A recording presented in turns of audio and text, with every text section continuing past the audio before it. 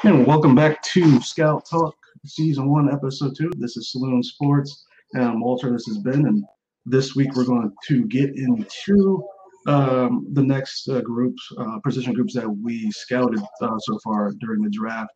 Ben's going to talk about the offensive tackles, and I'm going to talk defensive tackles. So we didn't get as far thus far with these position groups, but we're almost there to where we were with quarterbacks and running backs.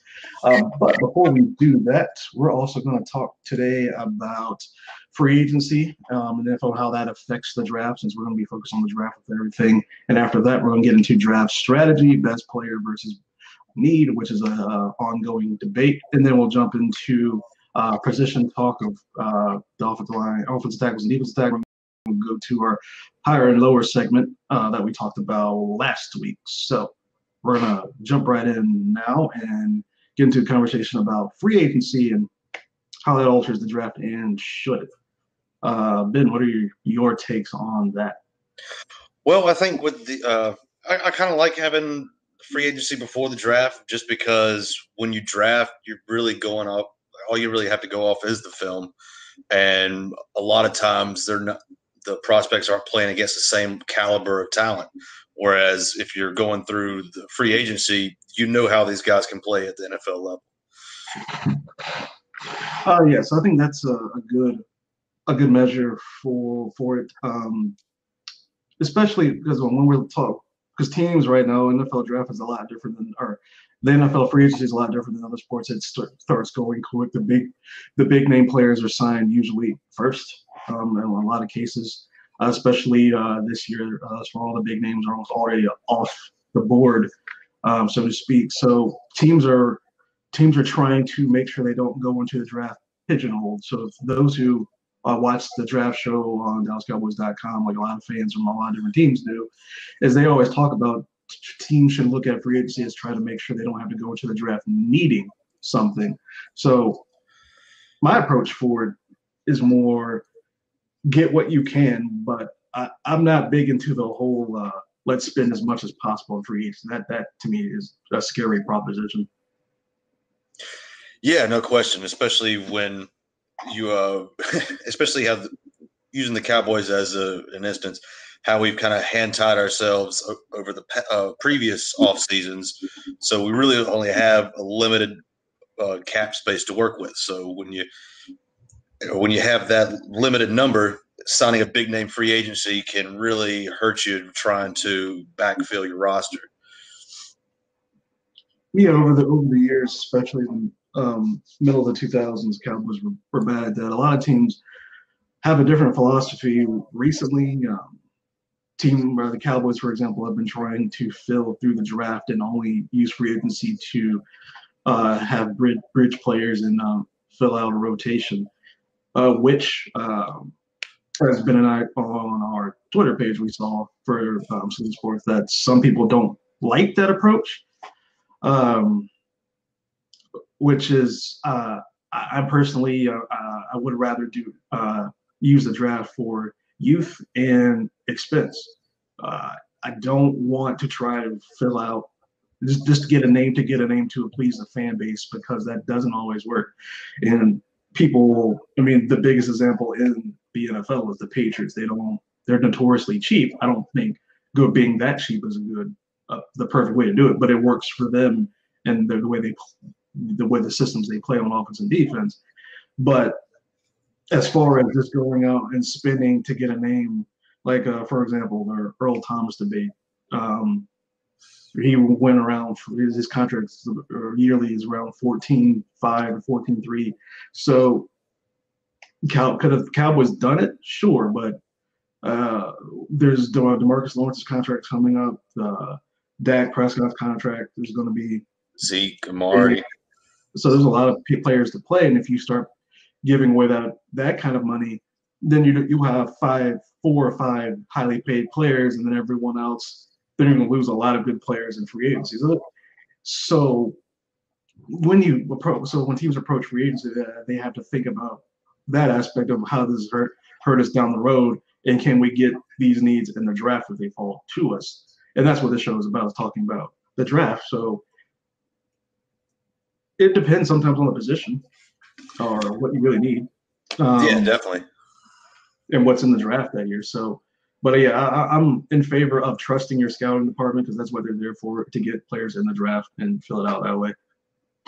Yeah, I mean, the scouting department works tirelessly throughout the year. They don't really have any off time. They're just in the film room, just watching countless tapes. So at the end of the day, when you're in the situation that Dallas is in, for instance, you have to trust what you see because you're not going to have the money to spend on big free agents. So you have to use the draft to try to find production.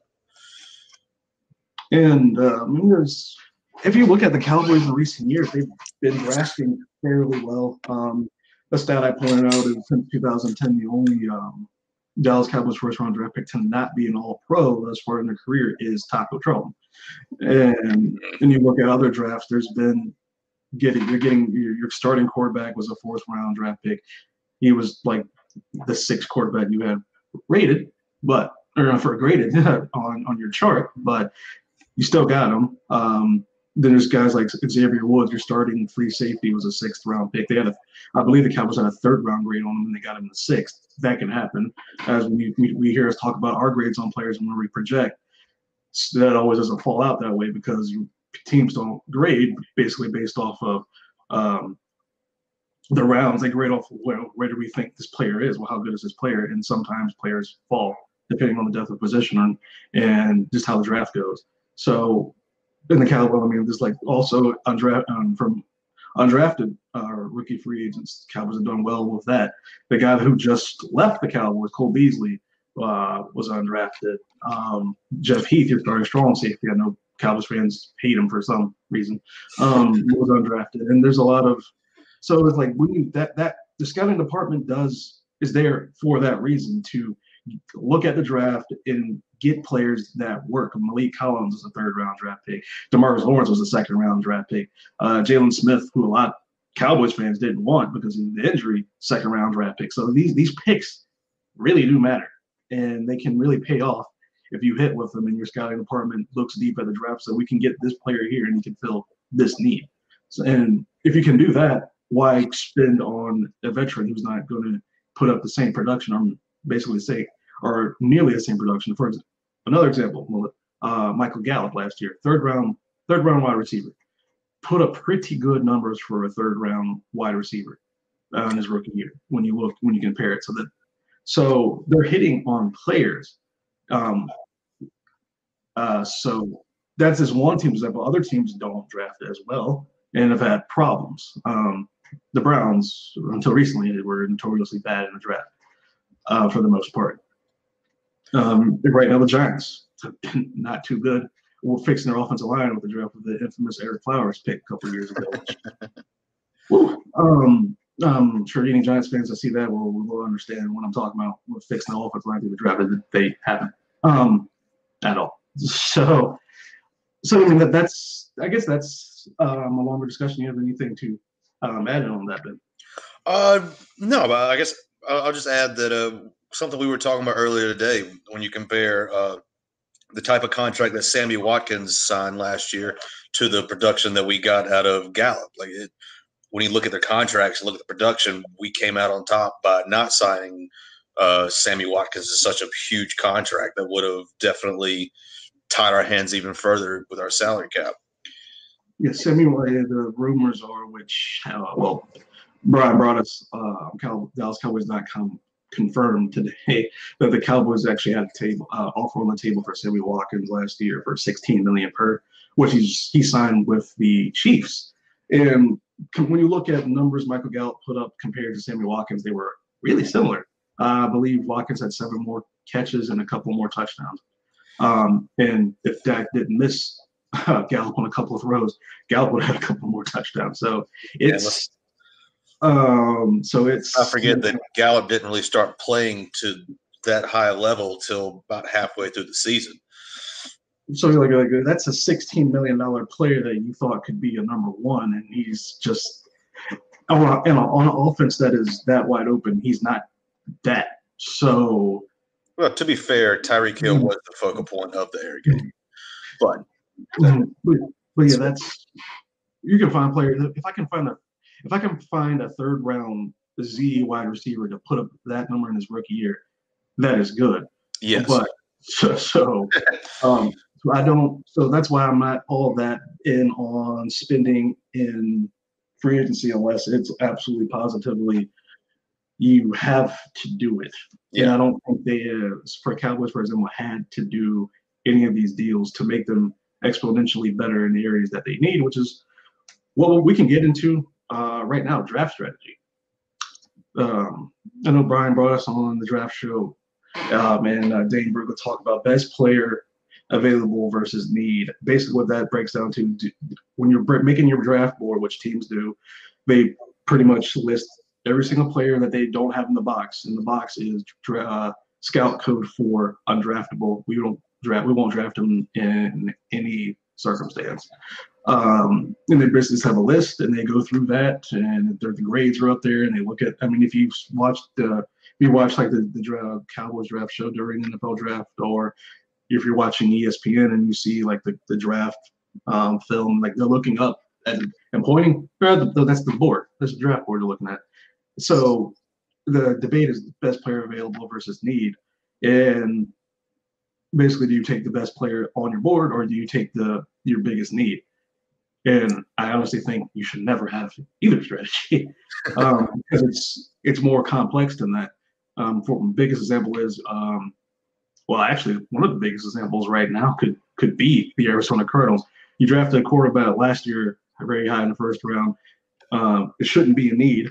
Josh Rosen isn't exactly horrible, but he's evidently too intelligent for some NFL teams.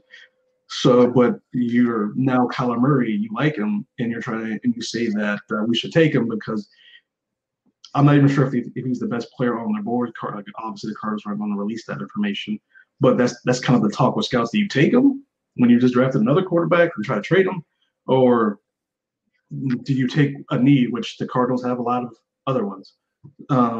So again, the strategy I don't think should be either. It should be a lot more nuanced thought. Good. What is your thoughts about that, Ben? Well, I think you also like you said, it's not a simple strategy. It is very complex, and I think the biggest factor is where's your team at in their rebuilding or building towards a championship. Now, if you're far behind, like the Giants are right now, maybe you take the best available rather than where you need because you have a lot of needs. But if you're very close to a championship, then you would probably hone in on certain holes that you have to fill. And you try to find the best player that fits your scheme. So it varies from team to team. I see the merit in both, but at the end of the day, you have to make the right decision for what's best for your franchise. Yeah, for example, right now I don't at pick 58. Take the Cowboys for example. Would they take a offensive tackle? Unlikely. No. Well, we'll talk about those later. It's unlikely because they're set there for at least next year. They're trying to compete right now. But at pick 58, the Giants should, but take a tackle. But will they? We don't know because I honestly don't understand what that GM office is doing. To be honest, it's just I was okay with it. Saquon Barkley, I thought was the best player draft last year. I didn't get as deep into it, but I thought that's an okay pick. But you might want to fix the offensive line later. But the offensive line's been an issue for about 5 years, and they've yet to really address it properly. They tried a few quick patches over the years in free agency, and Eric Flowers, but neither of those have really panned out for him. And Eli's on his back more than anybody else in the league almost. So when we look at those kind of situations, really, again, it does depend on what you're trying to do. I mean, every scouting department and general manager is going to have a different take on it. But when it gets down to what I would do, it would always come down to what is best player available at a need. Yes. Unless we're talking about this player can come in and start right now. I think the best example of that is when the Cowboys took Zeke a few years ago. Running back wasn't necessarily that pressing of a need since we had Darren McFadden coming off a 1,000-yard season, but Zeke was such a generational player and a game changer that we felt compelled to take him. Oh yeah, that's a recent example of the Cowboys doing that. But yeah, it's in a lot of cases when it comes down to like what the best approach is. I don't know. I don't know. I was trying to think of an example. For example, the wide receiver was at the top of my board, and we had two pretty good wide receivers. I mean, I guess it would come down to the type of wide receiver that would be top of my board. But if I think I could put that wide receiver in and utilize them in the system, I would go ahead and take them, even if I had a greater need at, say, middle linebacker. You know, all of my middle linebacker options are progressively lower on graded than the wide receiver. I'm not just going to reach on a linebacker in the middle of the first round because it's my biggest need if the player isn't graded that high. But like for example, if I have a middle second round grade on a middle linebacker, I need a middle linebacker, but I have a first round grade and I'm sitting at 13 on a wide receiver, and that's my last first round grade on this player. I'm gonna go ahead and take the wide receiver. I'm not gonna take that middle linebacker. I mean, that's some teams wouldn't do that. Some teams reach. Teams reach on quarterbacks all the time. All the time. So it's if a running back goes in the first round this year, I would think it's a little bit of a reach, unless it's around in the 20s where people are talking about Josh Jacobs going, which is okay if you want to do that, fine. But this running back class is deep, and you don't really have to do that unless you just think he's that far above everyone else, which I don't think that about Josh Jacobs. I only have him as my first round grade, as we talked last week. So that's a debate that happens in scouting departments and draft rooms around the league. It doesn't seem to be a huge conversation among many scouts outside of the media. More of the social media scouts that are churning out reports. So I don't know. To me, it's interesting to think about, especially as a Cowboys fan. I don't necessarily the way they drafted recently. I'm okay with it because it seems like they go into the draft with a strategy and they let that unfold. For like the Taco pick hasn't panned out so far, but the picks after Taco have. So but popular example, a lot of Cowboys fans say all the time is could have had TJ Watt and then had Cheeto and then had Lewis. And then we were talking about hits in the first 3 rounds, even though Lewis isn't in the rotation. When he plays well. So that just comes down to scheme fit and what they thought the player could do. That evidently from reports, they didn't think Watt could play with his hand in the ground.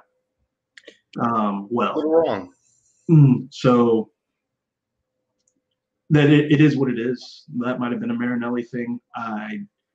They're not going to say that now, especially after seeing Watt in the Pro Bowl. They're not going to talk about it, especially when you have the guy you picked over Watt on the roster still. You're trying to develop him into serviceable. Taco's not a lost cause yet, but he's playing towards it. Oh, yeah. Armstrong.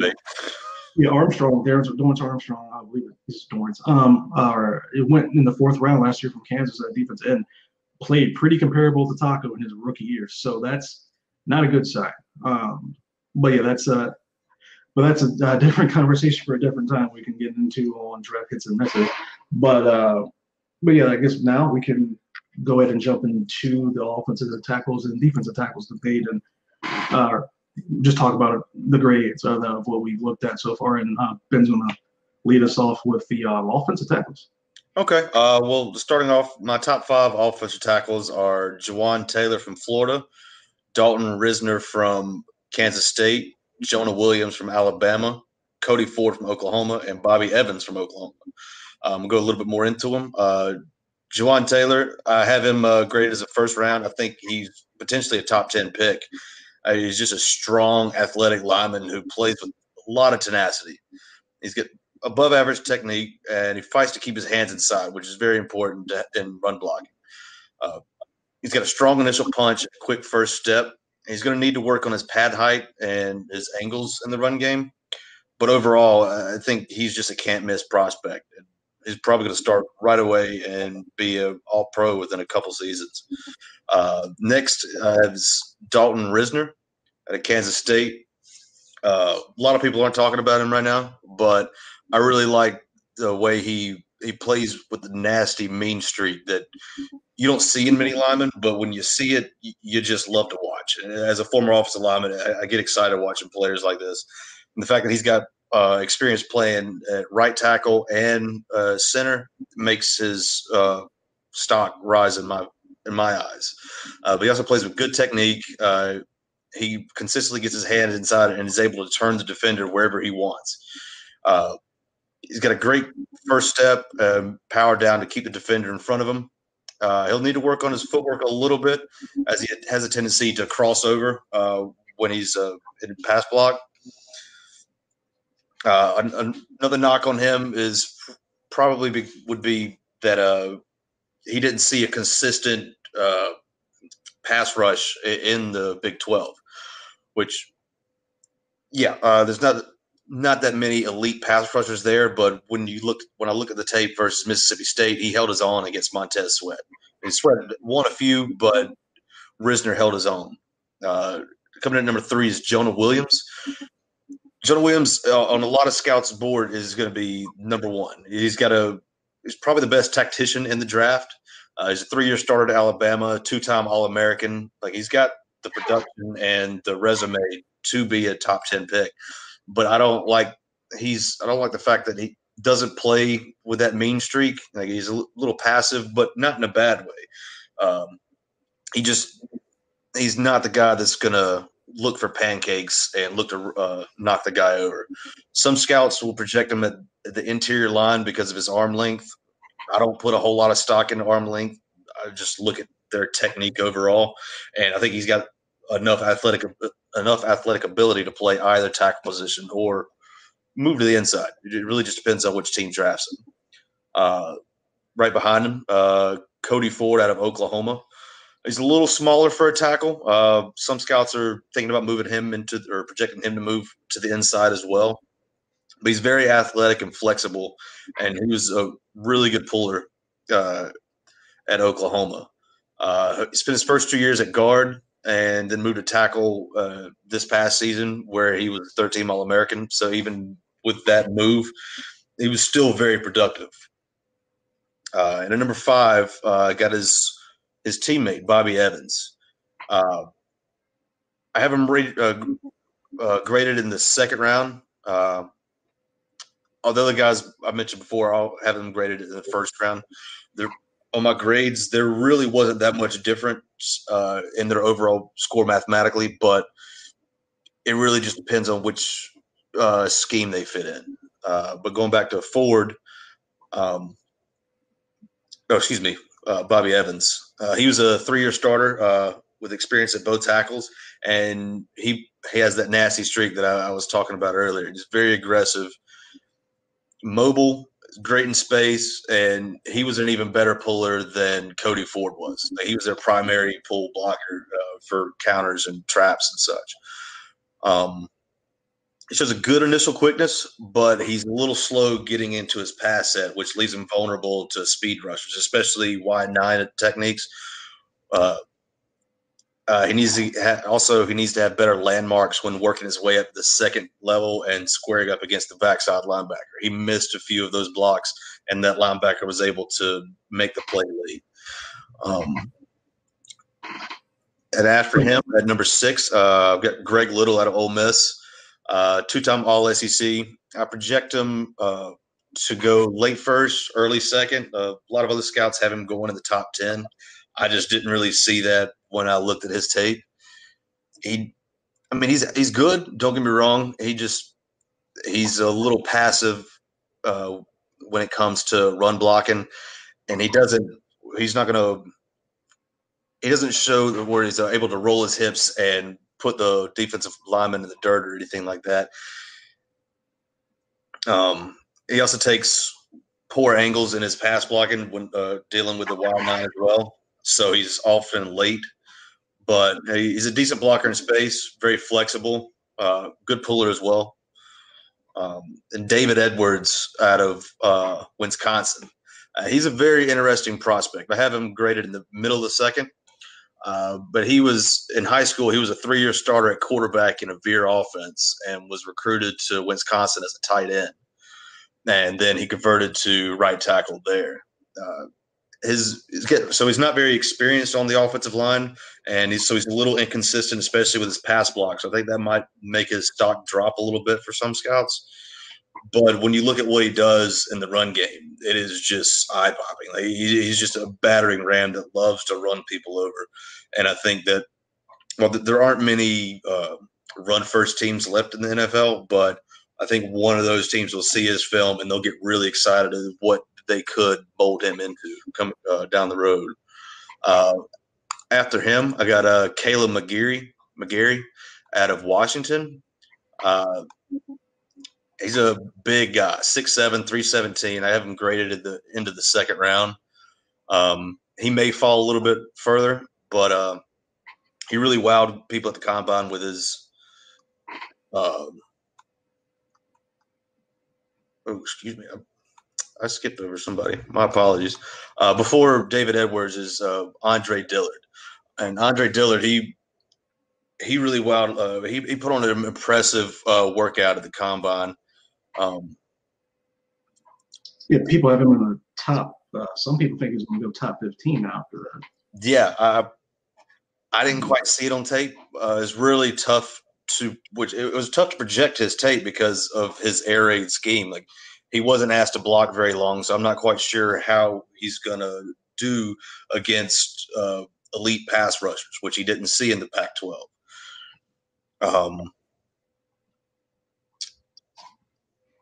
Yeah, he has a soft punch. He also takes poor angles, and the speed rush can run by him a lot. He can also be a little top heavy and lunge. So it's not really the qualities you want to have as a tackle that you draft in the top 10, but each GM is going to view him a little bit differently. Going back to McGarry, fast forward a little bit. He's a great run blocker. He'll need to work on keeping his hands inside because he can get a little wide, which could lead to some holds and other penalties. He struggles with speed rushers, but very athletic. I think he could project to be somebody that would be maybe not start right away, but somebody that could provide depth to an already to an offensive line that's almost there, but has several veterans, but somewhere down the line he can slide in and give solid production. And my number 10 would be Yadni Kajust out of West Virginia. His take, I know some scouts like him. I didn't think too highly of him, but there's just a lot of penalties. He keeps his hands a little wide as well, so there's a lot of holding. And he tends to lose his balance and lunge at defenders, which when you face a really good pass rusher, that's going to be bad for your quarterback. So I expect Kajus to go somewhere in the third or fourth round. And you mentioned something earlier that some fans might not know. When you said getting a landmark on the second level, can you dive into what exactly that means? Oh, yeah, no problem. So it depends on certain run schemes. The tackle will be required to get to the second level of linebackers and not necessarily get the first linebacker that they see, because usually when your play side linebacker is going to the second level, you've got the backside guard or tackle coming pulling to take that play side linebacker out.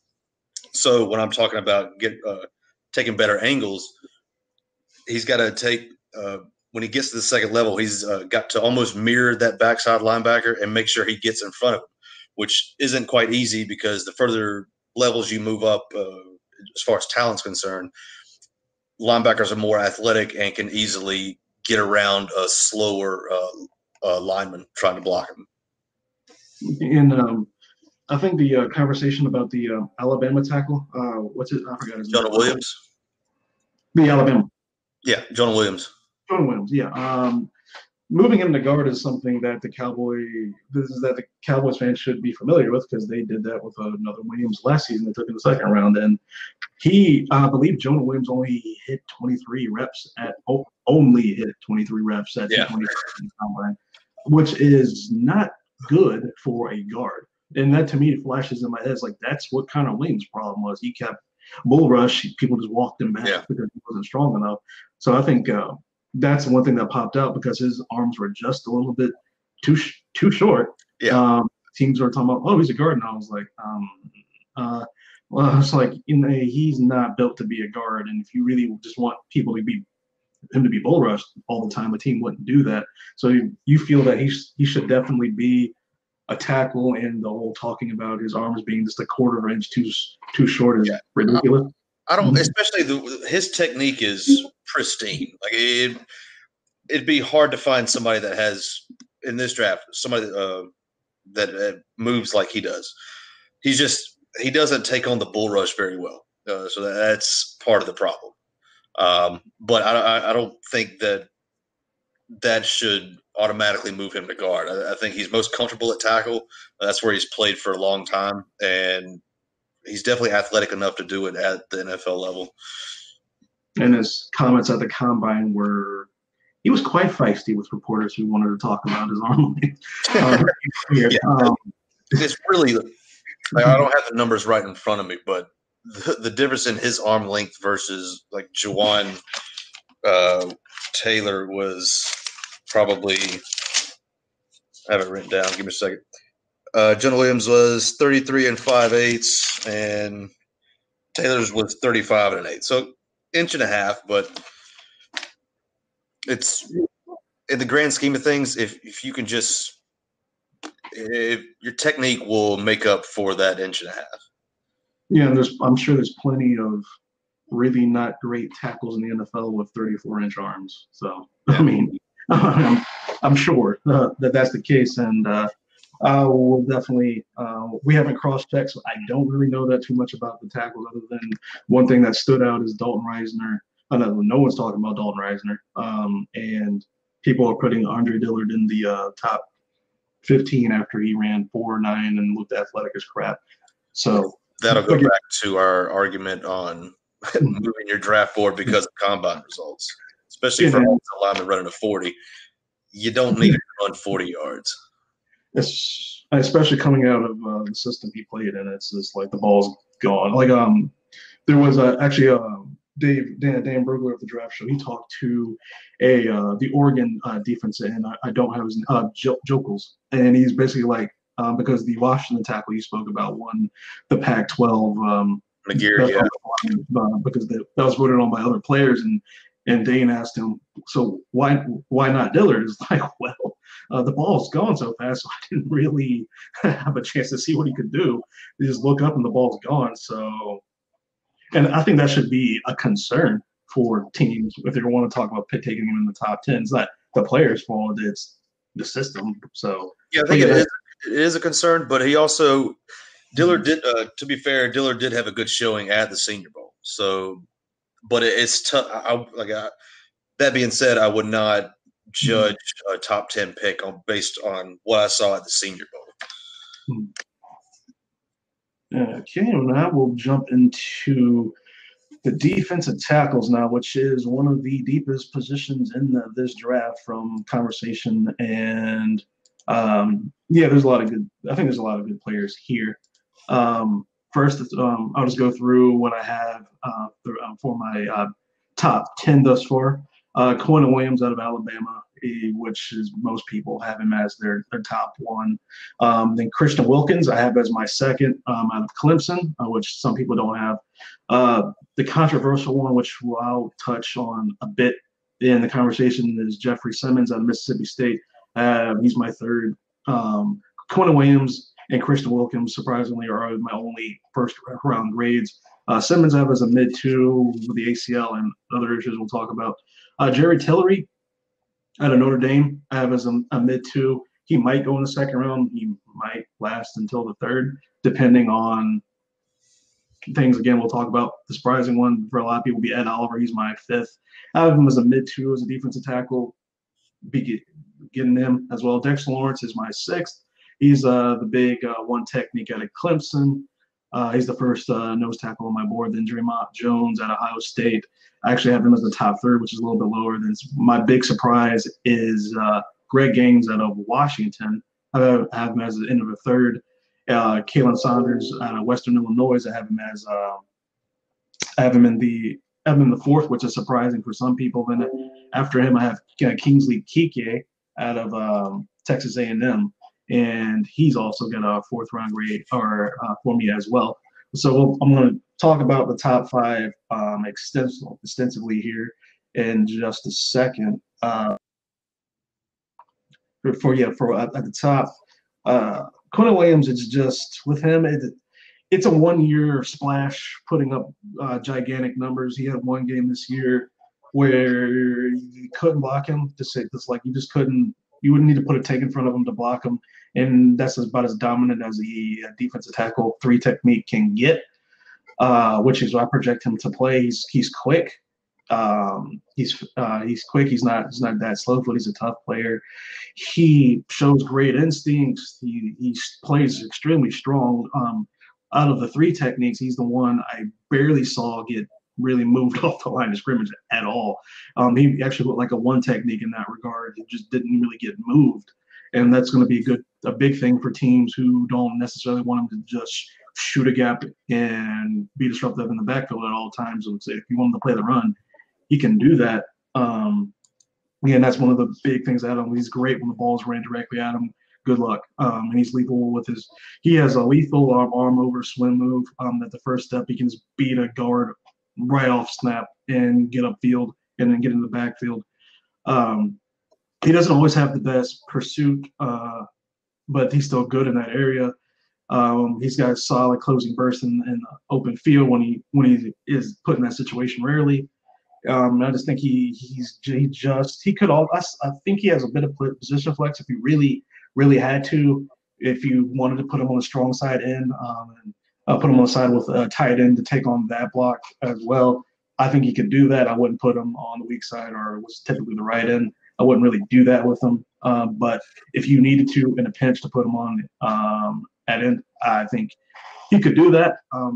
I think his film is great for this past year, but it's a 1 year thing, which I don't think it's going to scare certain teams, but as far as what he can project to in the NFL, it may.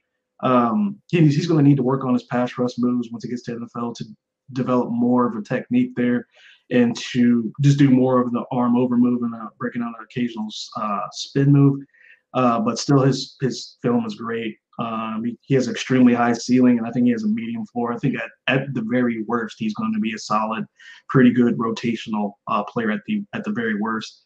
But so there's some risk taking him in the top 10 where he's likely to go, but it's still going to be likely for him to go in that area. But I still have some concerns with him going that early, which he looks to. Then Christian Wilkins, he is crafty. He shows ability on tape to use great balance and squeeze through tight spaces and use leverage to his advantage. He's not extremely fast, but again, the quickness for a defensive tackle is more important.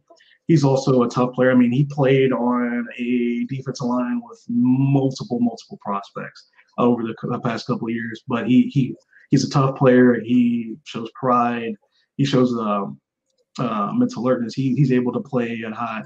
He was able to play at a high level at defensive end and tackle. So he has position flex. He's more of I would definitely put him more as a tackle, especially in a 3 technique in a 3-4. I get or 4-3. I guess if you had to play him in a 3-4, he could be an end. I would definitely keep him as a 3 technique. I think he's a better fit there. Most teams play a 4-3 anyway.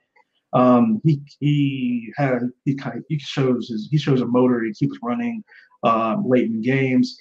His biggest weakness to me was his functional strength on tape.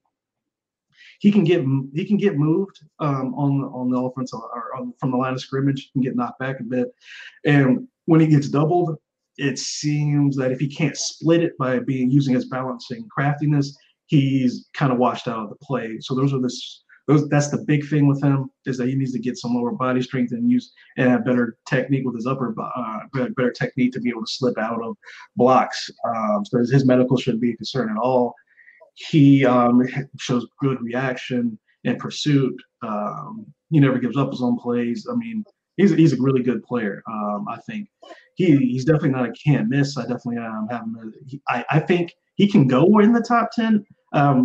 He At first I thought he might be able to slip in the top 5, but maybe not. It really just depends how it falls. But he's definitely should be gone by 15. I think.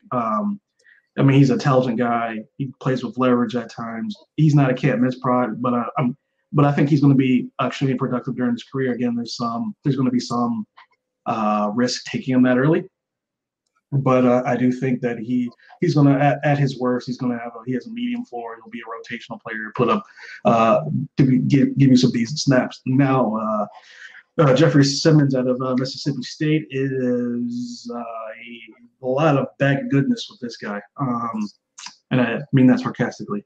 The tape, when you look at the tape specifically with Jeffrey Simmons, it would be first round. Like, if you just look at the tape. But now this year he tore his ACL preparing for the combine, so that's a concern. He's not going to play at all this year unless there's some kind of miracle surgery that hasn't been relayed to the public yet. So he's not going to play at all this year. So that might scare some teams and knock him down the board. But bigger concern with me is when he was a senior in high school, there was video of him assaulting a woman in the might have been a girl. I'm not sure what her age was in the street as a physical altercation, which caused him issues. He didn't even talk to the media at Mississippi State for a bit of time. There was some controversy with Mississippi State even honoring his scholarship. So that's a big issue. Evidently, from rumors I've heard, teams don't expect him to last past 40 still. But I even put in my notes, teams care less about the violent issues than about Jerry Tillery being an intellectual, which we'll talk about him soon from Notre Dame. I have a bit of an issue with that. I will be honest. So, but again, this tape is really good. His ACL tear is an issue.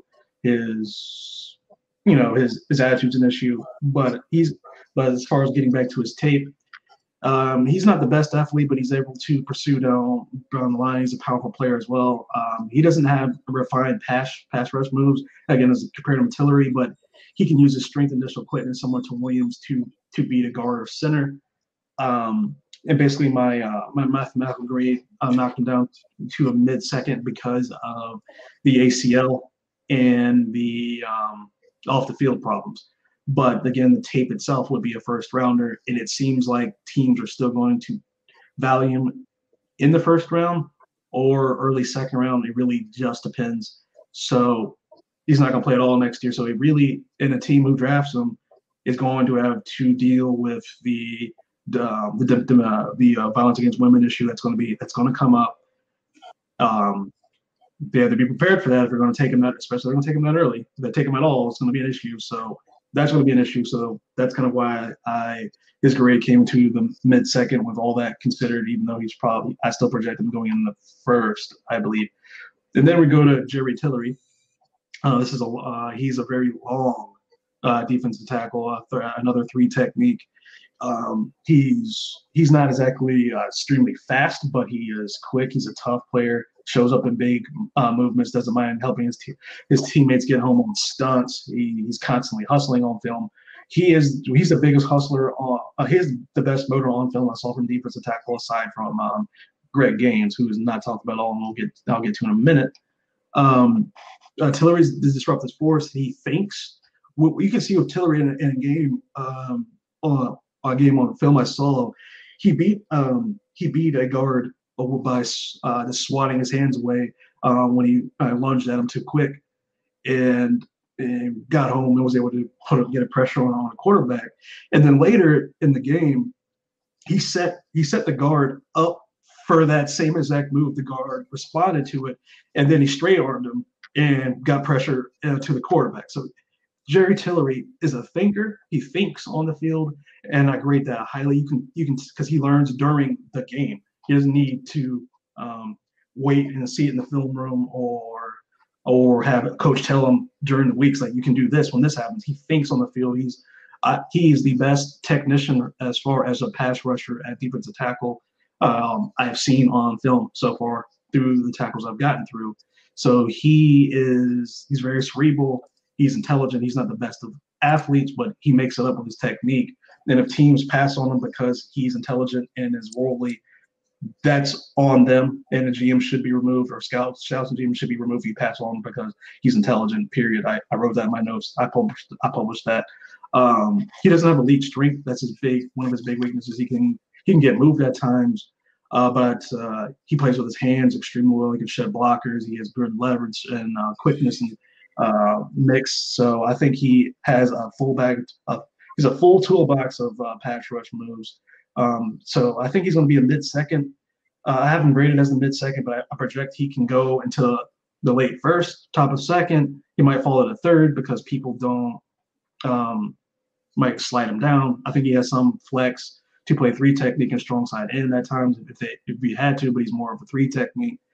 And I honestly feel out of if you want to talk about Tillery, Quentin Williams, Ed Oliver, Christian Wilkins, I think Tillery's the safest, especially where he's expected to go. Since he's not expected to go in the top 15, I would feel the safest pick in Tillery anywhere from like 20 on. I'd be like, that's a safe pick. I'm going to get something out of him. And the last of the top 5, which he gets a lot of going back last week for what the athletic freak and how he tests is Ed Oliver. He's 6'2", and evidently he weighed in a bit heavier than what I thought he would.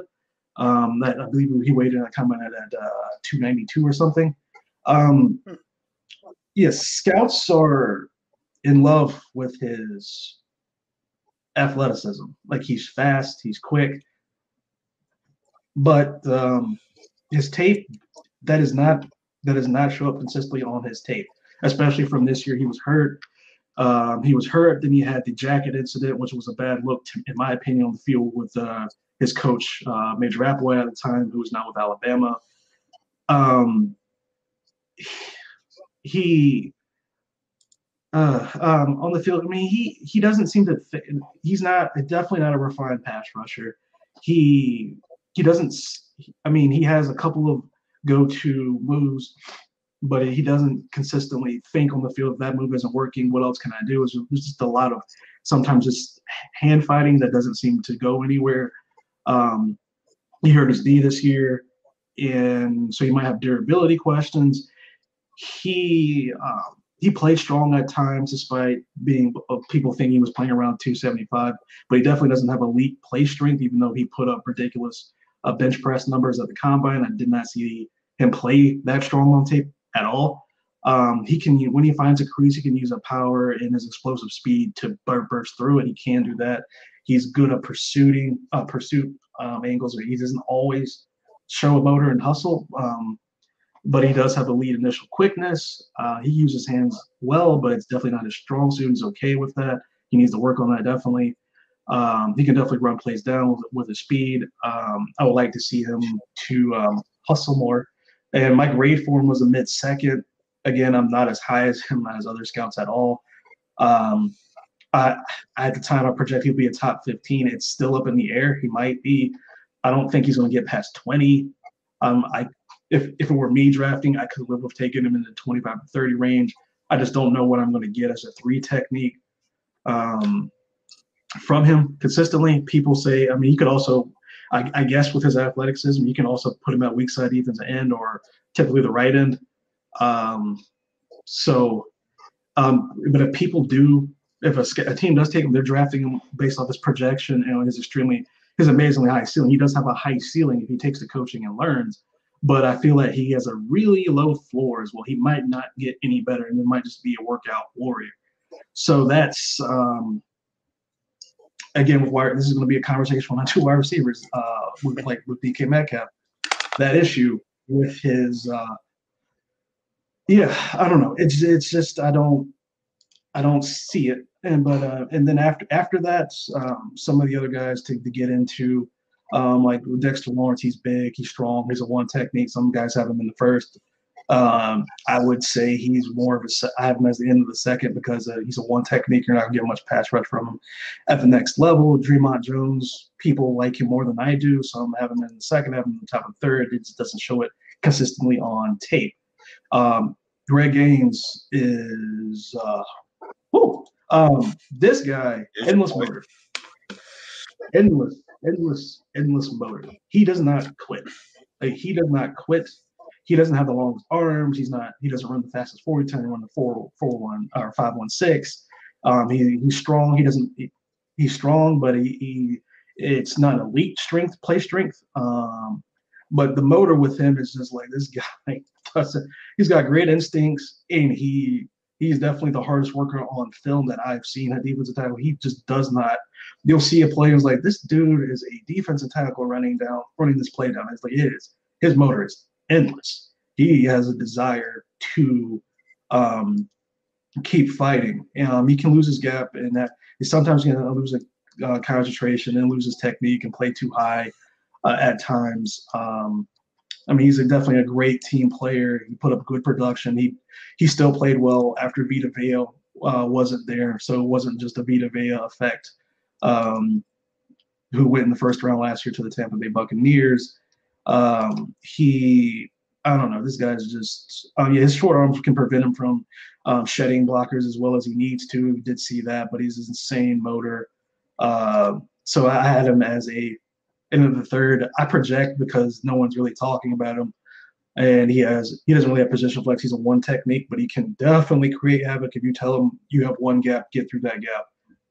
He's going to do everything he can to get through that gap, and he can do it with technique and just his desire.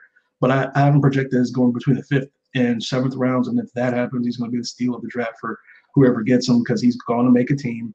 He is going to play well. He's going to be in a rotation. The Cowboys, for example, have Antoine Woods, who I believe was undrafted, and he's starting one technique. Greg Gaines has that ability. The other guy I have is Kalen Saunders. Just quickly, people love his athleticism as well. I did not see it on tape enough, and he evidently was really impressive at the Senior Bowl as well. I have him as a 4th rounder. Some teams have him in the 2nd round. I don't see that, but that is rounding out defense tackles I've looked through so far. But yeah, Greg Gaines is like that. Greg Gaines and Bruce Love are my pet cats in this draft. Like those two, like Greg Gaines is like that guy just plays hard and uses technique and is not valued as well as he should be. And what we can, while we still have time, we can get into our higher and lower segments, and I'll let you kick that off with offensive tackles. Well, I guess I kind of already went over it a little bit, but the guy I'm higher on than most would be Dalton Risner. I just like the versatility and the aggression and tenacity that he plays with. Like, if you watch his film, just him getting after the run blocks is fun to watch. And a guy I'm lower on, Andre Dillard. Like I said, it's tough to project a tackle that only has to block for a second and a half, 2 seconds, 3 at the most. But some guys really like him. Like, he had a great combine, great Senior Bowl. I don't know. It's tough taking a guy that high that where they're projecting him to go based on what I've seen in tape. And for me, yeah, Greg Gaines, I have him as the end of the 3rd.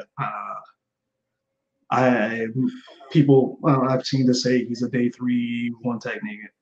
So the final day with 4th through 7th, and I was like, like, if he was on the board at the end of the 4th round, I'd be like, mine. Like, this mine. Like, what? I won't even hesitate because he's going to go plug him in as a one technique. There's not that many. There's like Dalen Mack, who was probably going to go before. It's like Dalen Mack tape I didn't like at all. He's just big and there's this there. Greg Gaines can penetrate. Greg Gaines can do a lot of things from a one technique that I like. And he and Jerry Tillery, I'm higher on. Like, I don't get out of here with Scott saying, like, he cares about something other than football. He's intelligent. That's not a knock on a, like, get out of here. Like, it's not a knock on a player. Like, I'll fight anyone on that. Just, and evidently a lot of scouts feel that way. I'm like, you're I'll leave it at that. Never mind. I'll just leave it at that. No. I'm lower on Ed Oliver and Kalen Sanders. Like Kalen Sanders is a one technique who has athleticism, can do some things. The tape against his talent isn't against the FCS talent wasn't great. He had a good Senior Bowl. I mean, I have him on the 4th. It's not like I say he's undraftable. So I'm just not taking him in the 2nd. Same thing with Renell Wren. Renell Wren has probably the most position flex of any of the defense tackles I've looked at. I think he could probably, if he really wanted him to, he could play 1. He could play a 2 and line up over a guard. He could play 3. He could probably line him up on defensive end as well because he did that in college. So he can play all over the line. It's just the tape. Inconsistent players with less physical talent than he did, kept beating him out until the senior year for starting positions. So there's something there. I hope teams, if they're really considering drafting him in the 2nd round, call Herm Edwards and what's up? Why was he not in a row? What took him so long to get it when you got there? Because there's something wrong there. Like he should have been a better player in college. So there might be a work ethic thing or something else. And yeah, Ed Oliver is I don't value freak workouts if your tape doesn't always show that. Yeah. And his tape doesn't. His best game this year was against ECU. Ben and I are ECU alumni. ECU's offensive line was horrible. You should have a good game against that offensive line. Sorry. You're not nothing to be sorry about. Terrible. And other than that, I'm not taking that in the top 15 because I think because I know he's an athletic freak. So are a lot of other players. I don't understand why people want to take him there. I mean, it's that easy. I heard the Cowboys like him a lot. I'm just so glad you don't have a 1st round pick because that could end horribly. So he's got the biggest boom bust potential in this draft next to a DK Metcalf. So someone's going to take him high. Might be as high as 10 or 12, might last 17, who knows? But I just don't. I would be scared to death to do that. I would advise against that. If he's there in the 2nd round, okay, then okay, I'll take that risk there. But in the 1st round, yeah, no. I don't need a guy. I don't need a defensive tackle who's going to get in an argument with his coach during the middle of a game that he's even effing playing in, and is coming off a knee injury and doesn't have great tape. So yeah, that sounds like a 1st rounder. So yeah, that's Ed Oliver. So yeah, we got about 2 minutes left. I guess next week we'll be hopefully getting into wide receivers and guards. That will be the goal. Centers as well. So interior offensive line. So yeah, that's what we can look for, and I will definitely be talking about DK Metcalf, whose 40 time blew up on and went viral with football fans, which is unfortunate. That's pretty much what we have for this week. And Ben, do you have any closing thoughts since we have about a minute and a half left? My only closing thought is I'll never quite understand why IQ is such a knock on a player. I mean, scouts value football IQ, but we want to knock a guy for actually being smart. It just kind of reminds me of the movie Moneyball, when those old scouts were knocking a guy because he had an ugly girlfriend, which indicates to them that he lacks confidence. Stuff like that should be thrown out the window from the get-go. But it's the system that's been in place for a while. So, yeah, Josh Rosen had that issue last year. Only a couple of teams on the first because he was intelligent. I'm just I don't want to say what I really want to say about that, but it's just I don't. If that's the knock, because there were a lot of rumors about Tiller. I'll make this really quick. It was that he was having off the field issues those were always he's off the field. He's off the field. What are they? And it started leaking. oh, he cares about worldly issues and he's intelligent and cares about politics and stuff. I was like, get out of here. Like, get feel the issue. So yeah, I'll leave that about that. Like Jerry Simmons, that's all I'll say. I'll leave it at that. And that Saloon Sports Scout Talk this week, and we'll be back next week. Have a good one.